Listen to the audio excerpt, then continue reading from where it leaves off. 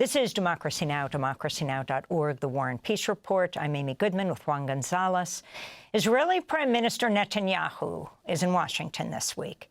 On Monday, he met with President Trump and other officials at the White House for their third face-to-face meeting since Trump's new term. Ahead of dinner, Prime Minister Netanyahu told a reporter Israel and the U.S. are speaking to third countries about relocating Palestinians from Gaza. Netanyahu said it would give Palestinians free choice. I think President Trump had a brilliant vision. It's called free choice. You know, if people want to stay, they can stay.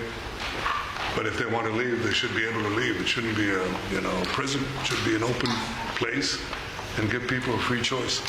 We're working with the United States very closely about finding countries that will seek to realize what they always say, that they want to give the Palestinians a better future.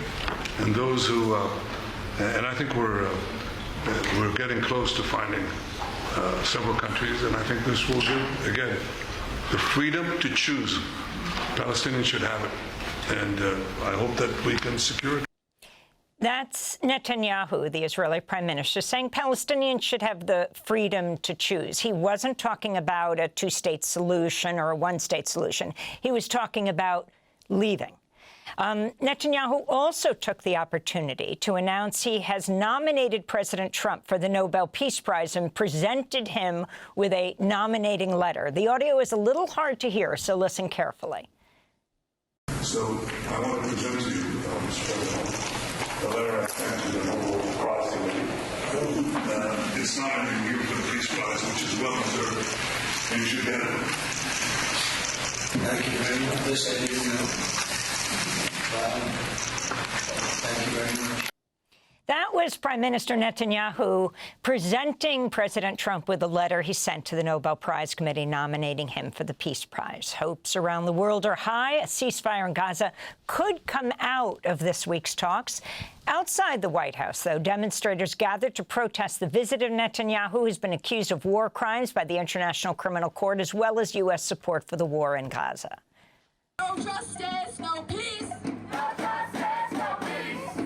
Get this war criminal out of our streets. Get this war criminal out of our streets. Say it loud and say it clear. Say it loud and say it clear. Bibi, you're not welcome here. I can't stand the fact that people are suffering and being killed the way they are. It's unbelievable that this is happening in this day and age, and I feel helpless, and I feel like our country is hijacked by people who want this to continue and are making it possible, and that's not what I want my tax dollars to go to. To discuss U.S.-Israel relations and more, we're joined by Peter Beinart. He is an editor-at-large at Jewish Currents. His most recent book, Being Jewish After the Destruction of Gaza. He's also a professor at the Newmark School of Journalism at the City University of New York. His new opinion piece for the New York Times is headlined, Democrats Need to Understand that Opinions on Israel Are Changing Fast.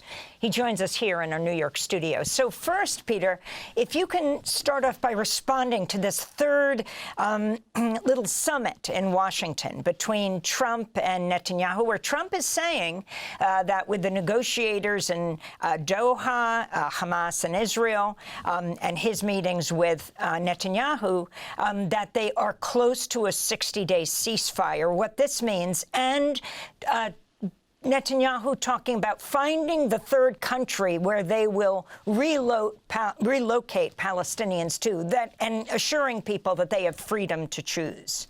Right, this phrase freedom to choose is so Orwellian. First of all, what kind of freedom is it when you have a territory where most of the buildings and the hospitals and the schools and the bakeries and the agriculture have all been destroyed, where you have more child amputees than any other place on earth, and now you're talking about people's freedom to choose?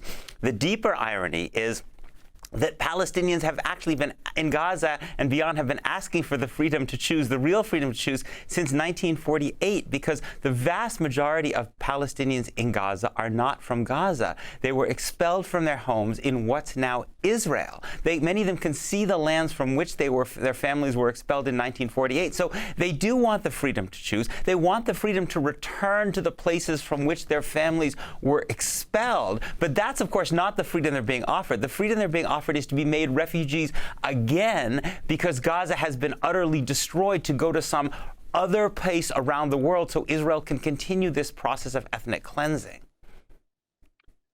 And Peter, the fact that here we see Netanyahu for the third time this week coming to the United States, the idea that even Democrats would meet with a leader who the International Criminal Court has issued an arrest warrant for. Your reaction? It is really remarkable. I mean, the line from the Biden administration was that the Democratic Party believed in the rules-based international order. The United States actually worked with the International Criminal Court on the indictment of Vladimir Putin.